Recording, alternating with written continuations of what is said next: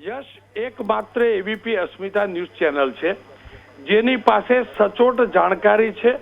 વોર્ડના નામ, નગરપાલિકા, તાલુકા પંચાયતનું નામ, એનું કારણ અને આ બધા મળીને 128 બેઠક બિનહરીફ થઈ છે, જે પૈકી 127 બીજેપીના ફાળે છે, એકમાત્ર બેઠક જે કોંગ્રેસના ફાળે છે. શરૂઆતથી આપણે કહી રહ્યા છીએ તેમ કડીની અંદર 23 બેઠકો, સ્પષ્ટ રીતે 23 બેઠકો પર એક એક નામ આપણે પ્રસારિત કરી રહ્યા છીએ. ત્યાં બીજેપીના જે પણ ઉમેદવાર છે તે બિનહરીફ છે. ત્યારબાદ હિંમતનગર નગરપાલિકા, જેનો વોર્ડ નંબર 3, જ્યાં રણછોડભાઈ પરમાર કોંગ્રેસના છે, એકમાત્ર કોંગ્રેસના ઉમેદવાર. હિંમતનગર નગરપાલિકાના વોર્ડ નંબર 3, હું ફરીથી રિપીટ કરું છું, 128 માંથી એકમાત્ર હિંમતનગર નગરપાલિકાના વોર્ડ નંબર 3માં રણછોડભાઈ જગદીશભાઈ પરમાર બિનહરીફ થયા છે. બાયડ નગરપાલિકાની વાત કરી લઈએ તો બાયડ નગરપાલિકાની અંદર વોર્ડ નંબર 2 ની અંદર ચેતનાબેન પરમાર બીજેપી તરફથી બિનહરીફ થયા છે. બાયડ નગરપાલિકામાં વોર્ડ નંબર 3માં જાગૃતિબેન પ્રજાપતિ બીજેપીમાંથી બિનહરીફ થયા છે. વોર્ડ નંબર 5માં ઈલાબેન પટેલ બીજેપીના બિનહરીફ ઉમેદવાર જાહેર થયા છે.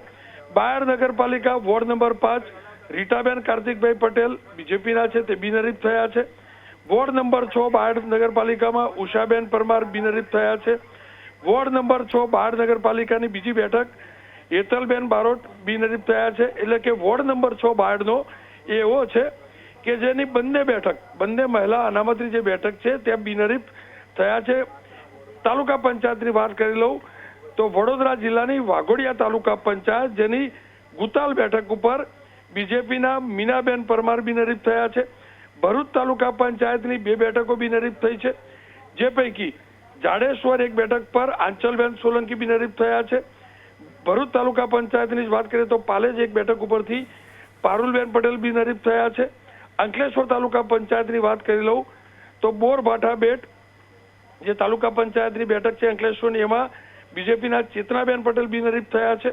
હવે શંખેશ્વર તાલુકા પંચાયત, જે મહેસાણા જિલ્લાની અંદર આવેલી છે, એની ટુવડ તાલુકા પંચાયત બેઠક છે, જ્યાં શ્રીમતી ગાયત્રીબેન રોનકકુમાર સિંધવ જેઓ બિનહરીફ જાહેર થયા છે, અને બિનહરીફ જાહેર તો ભાજપના છે.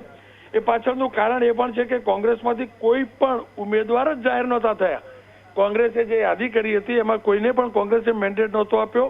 ઘણી જગ્યાએ એવું છે કે મેન્ડેટ આપ્યો પણ ફોર્મ ન ભરાયું હોય એટલે બિનહરીફ થયા છે. ડીસા નગરપાલિકાની વાત કરીએ તો ડીસા નગરપાલિકાની 3 બેઠક બિનહરીફ થઈ છે, જેમાં વોર્ડ નંબર 1 ની અંદર સામાન્ય સ્ત્રી એટલે કે જનરલ કેટેગરી સ્ત્રીની અંદર શ્રીમતી પલ્લવીબેન જોશી બિનહરીફ જાહેર થયા છે.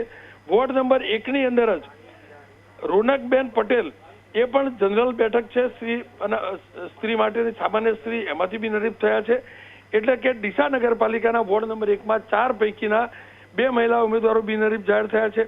ડીસા નગરપાલિકાના વોર્ડ નંબર 11 ની અંદર પછાત એટલે SC બેઠક જે છે એ બિનહરીફ છે, બીજેપીના પૂંજાબેન પઢિયાર એ બિનહરીફ થયા છે. એટલે કે ડીસા નગરપાલિકાની 3 બેઠક ઉપર બીજેપીના ઉમેદવારો બિનહરીફ જાહેર થયા છે.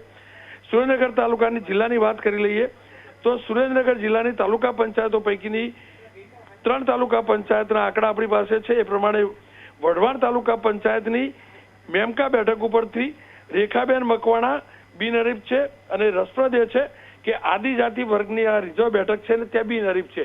આદિજાતિ એટલે કે SC બેઠક ઉપરથી તેઓ બિનહરીફ જાહેર થયા છે. રેણુકાબેન સાથે જ રામપરા બેઠક વઢવાણ તાલુકા પંચાયતની, જ્યાં કાનજીભાઈ ચાવડા એ બિન અનામત સામાન્ય પુરુષની અંદર આ બેઠક પરથી બિનહરીફ જાહેર થયા છે.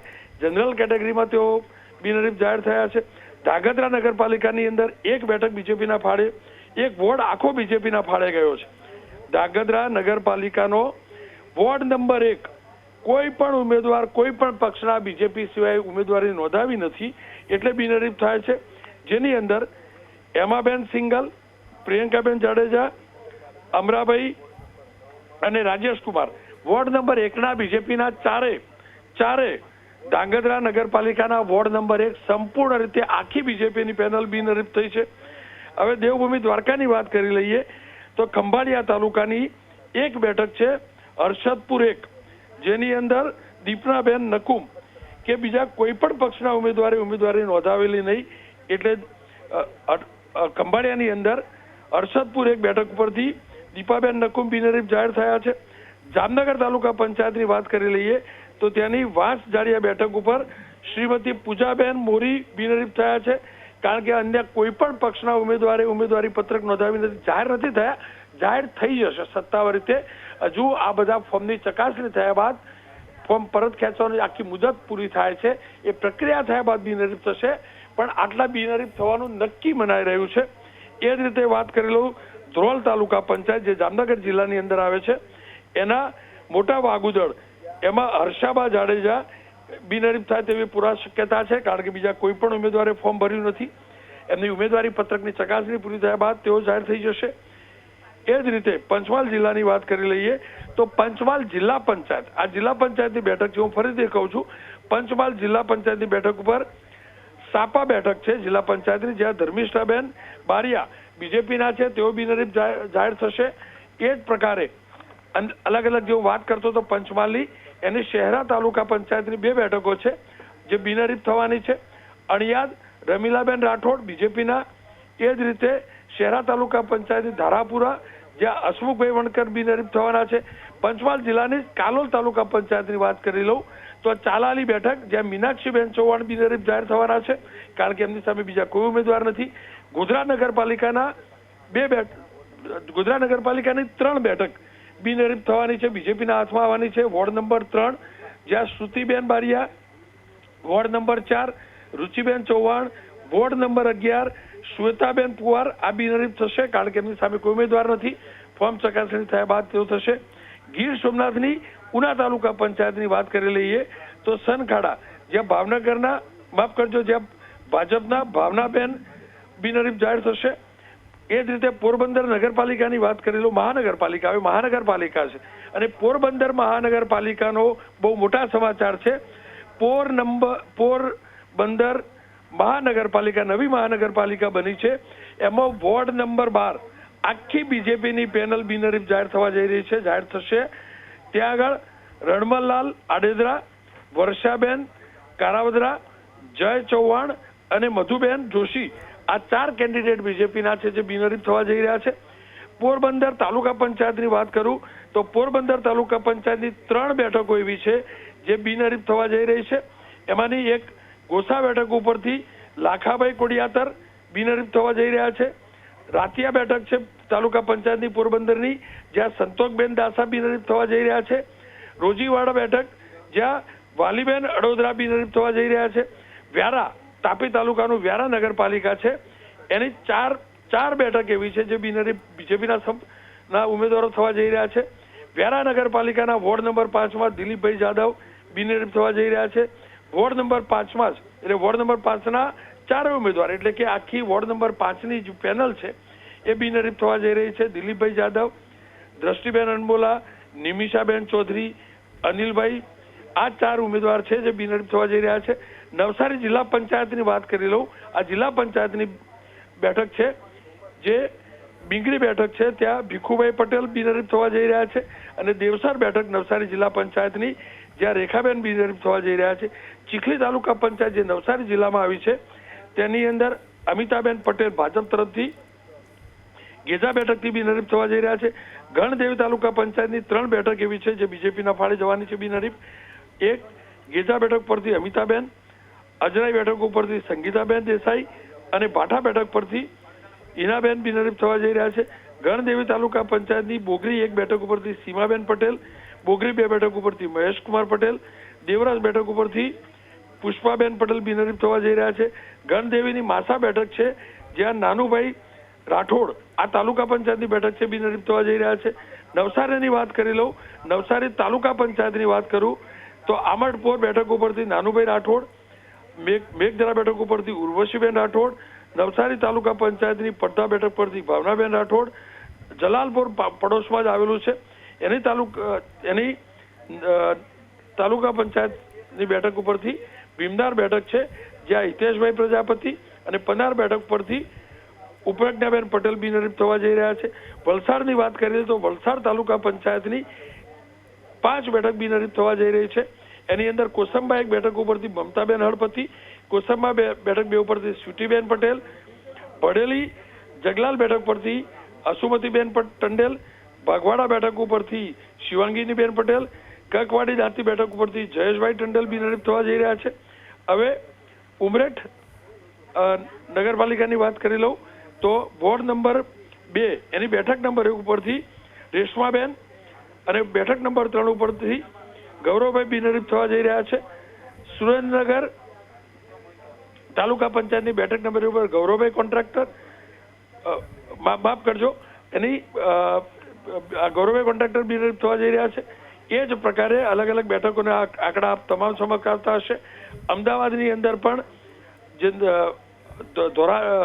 ધોળકા છે તેની અંદર પણ 5 વોર્ડ એવા છે જ્યાં બીજેપીના ઉમેદવારો બિનહરીફ થવા જઈ રહ્યા છે. નડિયાદ તાલુકા પંચાયતની ભુસેલ બેઠક ઉપરથી ઉષાબેન બિનહરીફ થવા જઈ રહ્યા છે.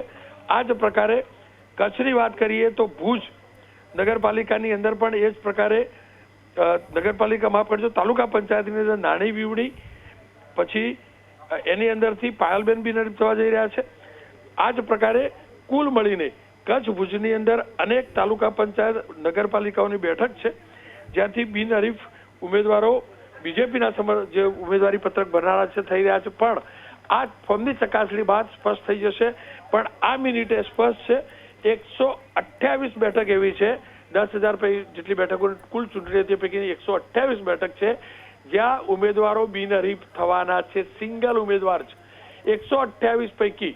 મોટી વાત એ છે 127 બેઠક ઉપર બીજેપીના ઉમેદવારો બિનહરીફ થવા જઈ રહ્યા છે. પણ હજુ પણ જ્યારે ફોર્મ ચકાસણી થશે એટલે કેટલાકના ફોર્મ રદ થશે, કેટલાકના ફોર્મ પરત ખેંચાશે, એટલે આ આંકડો 200 સુધી પહોંચે તેવી શક્યતા છે. બીજેપીની આ રણનીતિ રહી હતી. એટલું જ આપણે તમામ લોકો જાણીએ છીએ પાલિતાણામાં શું થયું.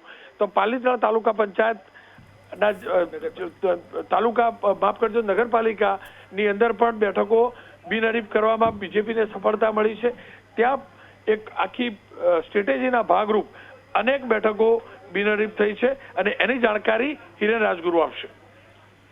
પાલિતાણાની વાત કરીએ, પાલિતાણા નગરપાલિકાની અંદર કુલ 8 બેઠકો બિનહરીફ અત્યારે થઈ છે અને તમામે તમામ ભારતીય જનતા પાર્ટીના એમાં વોર્ડ નંબર 1 ની અંદર પાલિતાણા નગરપાલિકા વોર્ડ નંબર 1 ની અંદર ધર્મેન્દ્રસિંહ સરવૈયા બિનહરીફ થયા છે. વોર્ડ નંબર 1 ની અંદર કિરણબેન કુકડેજા એ પણ બિનહરીફ થયા છે.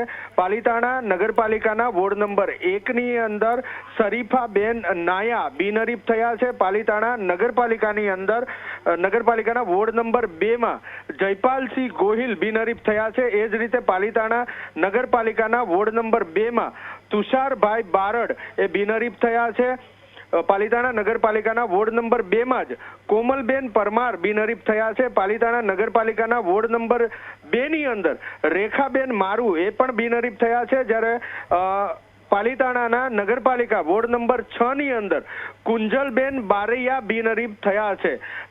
આ ઉપરાંત અમરેલી જિલ્લાની વાત કરીએ તો અમરેલી જિલ્લાના જાફરાબાદ તાલુકા પંચાયતની બેઠક વઢેરા, આ વઢેરા બેઠક ઉપર ફૂલબાઈ બાંભણિયા એ બિનહરીફ થયા છે. આમ ટોટલ 128 ઉમેદવાર સ્થાનિક સ્વરાજ્યની સંસ્થાઓની ચૂંટણીમાં બિનહરીફ થતા હોવાનું ચિત્ર અત્યારે સામે આવ્યું છે.